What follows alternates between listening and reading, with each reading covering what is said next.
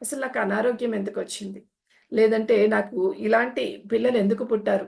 అంటే కొంతమంది చాలామంది ఛాలెంజెస్ పీపుల్ పుడతారు కదండీ! లేదంటే ఇలాంటి ఒక తాగుబోతు భర్త నా జీవితంలోకి ఎందుకొచ్చాడు?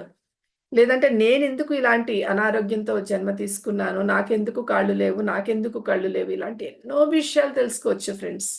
మన గురించి వేరే వాళ్ళెవ్వరు చెప్పాల్సిన అవసరం లేదు. ధ్యానంలో కూర్చుని, మన గురించి మనం తెలుసుకొని, మన పుస్తకం మనం చదువుకునే అవకాశం అద్భుతంగా మనకే దొరుకుతుంది. అది కూడా ధ్యాన మార్గంలో.